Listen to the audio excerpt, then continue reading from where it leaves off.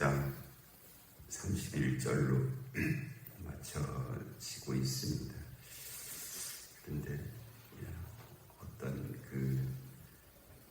이것도 하나의 기록인데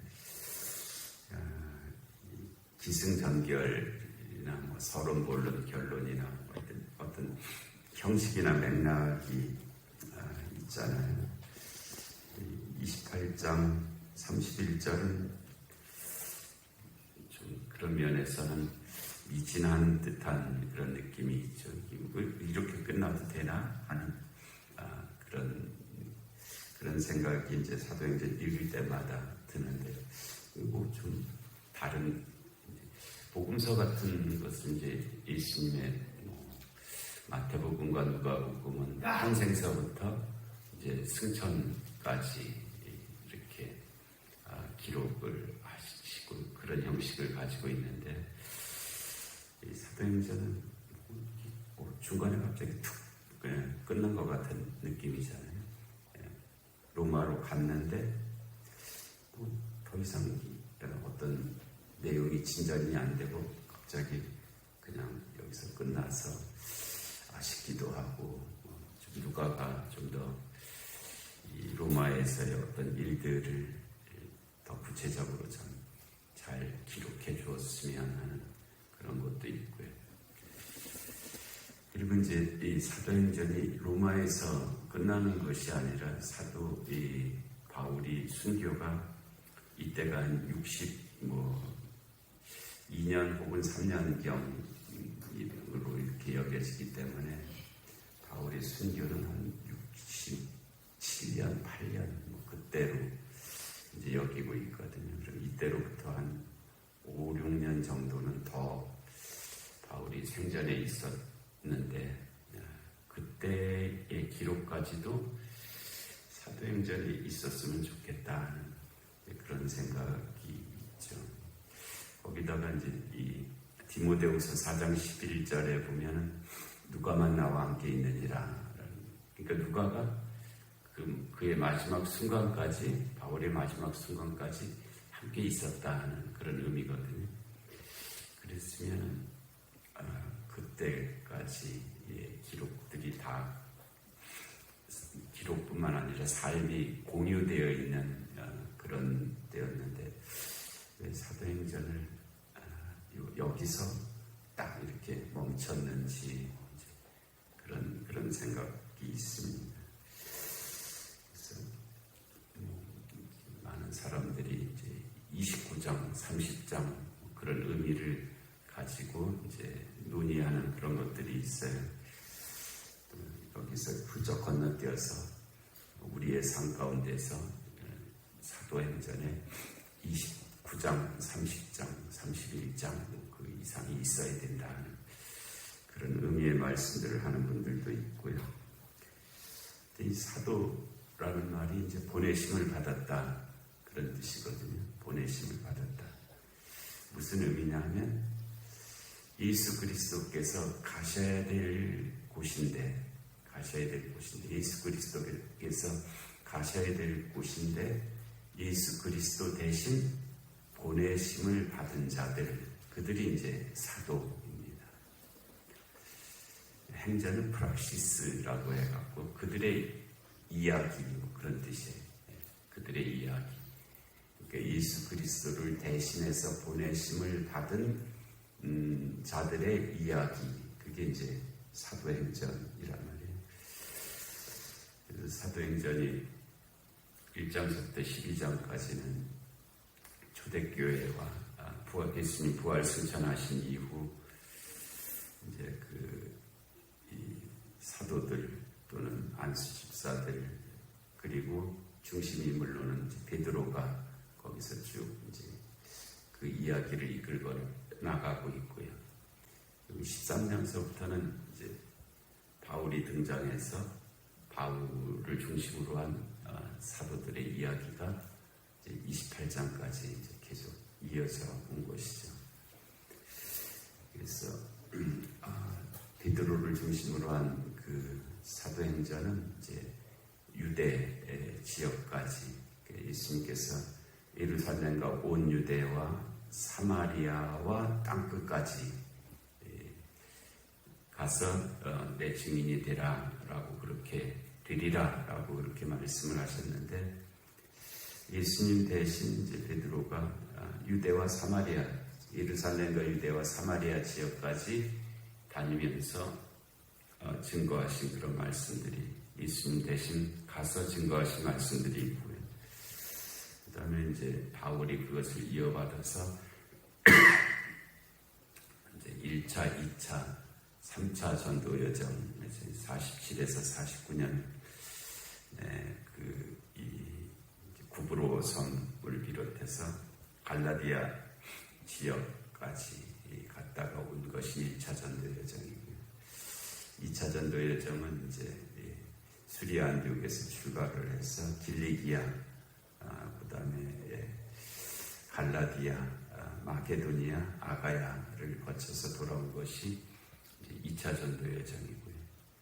3차 전도 여정은 아시아에서 지금 한 3년 정도를 아시아에서 보냈죠. 아시아는 지금의 이제 소아시아, 에베소 지역을 가리키는 말인데요. 거기에서, 그리고 또 이제 마게도냐로 건너갔다가 다시 아가야로 갔다가, 아가야에서 사실은 배를 타고 왔어야 되는데 배에서 해하려고 했는 그런 모의가 있었기 때문에 다시 거꾸로 마게도냐로 갔다가 마게도냐에서 소아시아 해안을 따라서 작은 배로 와서, 그리고 이제 결국 예루살렘에 와서 가이사랴에서 2년 있다가 이제 로마로 가게 된 이 여정들이 이제 이 예루살렘까지 온 것이 이제 3차 전도 여정이죠. 53년에서 58년 정도, 5년 정도 걸렸고요.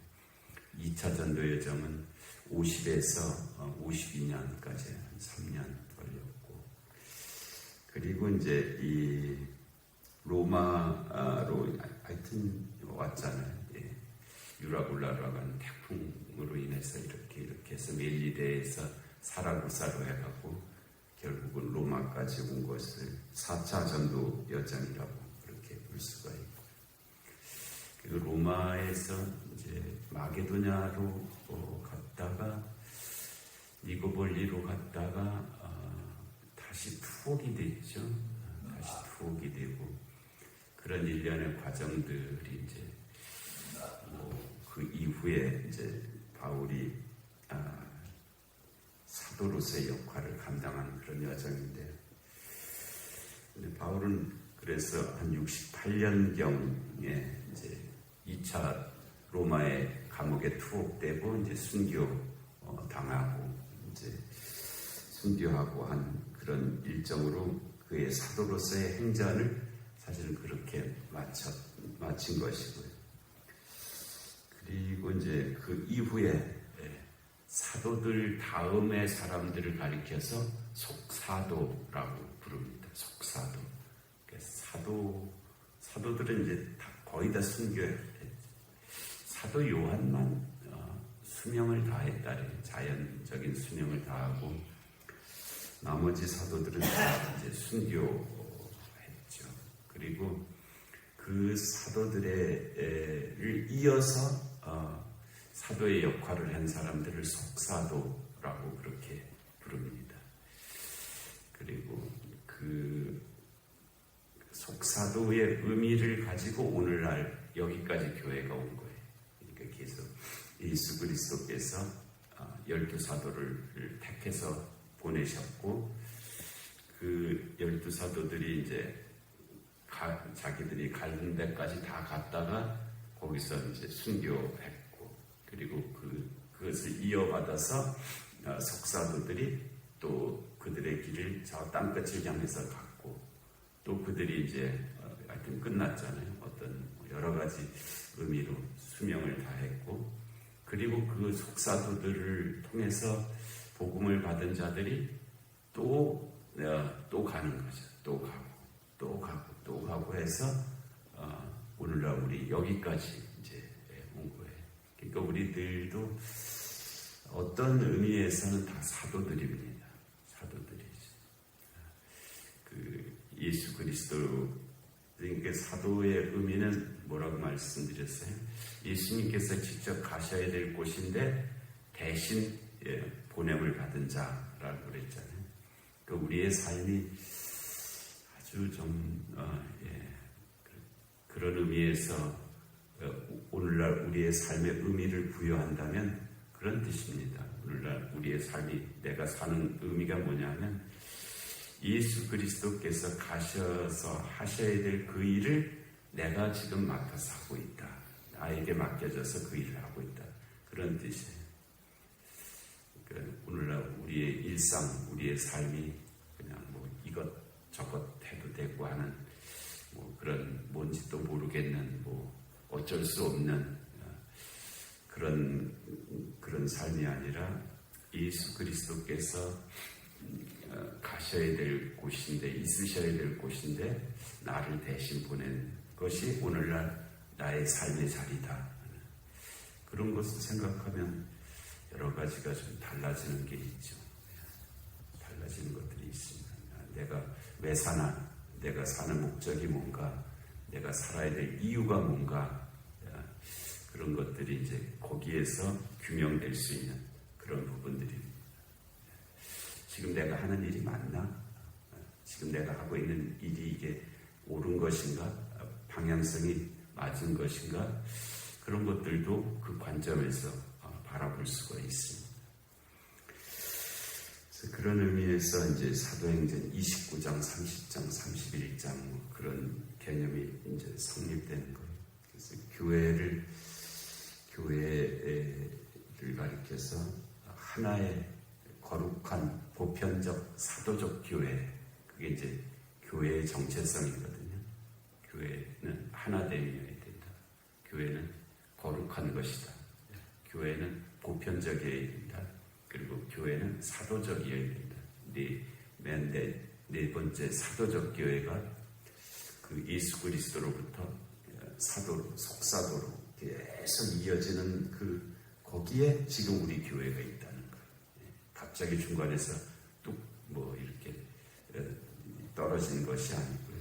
예수 그리스도로부터 계속 이어진 교회만이 교회라는 거예요. 그것이 아니고 중간에가 뚝 끊어져서 뭐 다른 존재가 거기에 개입돼서 만들어진 교회는 사도적 교회가 아니죠. 사도적 교회가 아니고 뭐 그런 교회를 굳이 말한다면 안상훈 교회, 그거는 교회가 아닙니다. 왜냐하면 사도적 교회가 아니거든요. 안상훈으로부터 시작된 교회, 뭐 이런 의미니까요. 그래서 우리 교회는 사도적 교회다. 그래서 예수 그리스도부터 계속 이어져 오는 사도적 전승이 이어져 오는 것이 그것이 교회다. 그리고 그 안에 나라고 하는 존재의 의미가 그것이라는 거예요. 처음에 베드로가 바울이 이어받았던 그 사도적 전승들을 계속 이어받아서 오늘날 나에게까지 온 것이다. 그래서 안수는 그런 의미를 가지고 있는 거예요. 이어짐의 의미. 내가 가졌던 이 사명을 다음 사람에게 준다 하는 의미가 안수하는 것입니다. 그래서 우리가 항존직 직분자들은 안수해서 세우잖아요. 이 사도의 전승이 여기까지 왔는데 이제 새롭게 당신들이 이 전승을 이어받아서 계속 이어가라. 그리고 당신의 때가 끝나면 또 안수해서 또 다음 사람을 세워라. 그렇게 그것을 계속 사도적 전승이 끊어지게 해서는 안 됩니다. 주님 오실 때까지 그 사도적 전승이 계속 이어지게 해야 하는 것이 그게 교회인 거예요. 그래서 교회에서 직분자를 세우는 것은 그런 의미를 가지고 있습니다. 사도행전이 이제 오늘 이렇게 마쳤는데 30절에 보면은 바울이 온 이태를 자기 셋집에 머물면서, 온 이태는 그러니까 꽉 채운 2년이라는 뜻입니다. 횟수로는 3년 정도 됐을 것 같은데 이제 재판을 받기 위해서 기다린 기간이었는데 결국 그 고소자들 유대인들이 오지를 않았죠. 로마까지. 그 사람들이 오고 싶었겠어요. 그 로마 재판 자리에 올 이유도 없고 겁도 나고 그러니까는 거기 오지를 않아서 이제 재판은 이제 성립되지가 않았는데, 그래서 그 온 이태 동안에 자기 셋집에 머물면서 자기에게 오는 사람을 다 영접할 수 있었다. 하나님께서 예비해 놓으신 특별한 기간이었죠. 그리고 하나님의 나라를 그 기간에 전파했다. 바실레이아 투테우, 바실레이아 호 우라논, 이 천국이라는 이게 천국은 어찌 보면 이제 공간적 개념이죠. 천국, 바실레이아 호 우라논, 천국, 하나님, 하늘나라, 그러니까 천국이고요. 하나님의 나라는 이제 좀 다르죠. 이 바실레이아 투테우, 하나님의 나라. 하나님의 나라는 천국이 좀 공간적 개념의 의미를 가지고 있다면, 하나님의 나라는 그 하나님의 통치가 이루어지는 곳, 그런 뜻입니다. 하나님의 나라가 어떤 곳이냐? 하나님의 통치가 이루어지는 곳이 하나님의 나라. 하나님의 나라, 하나님의 통치가 이루어지는 곳이 하나님의 나라.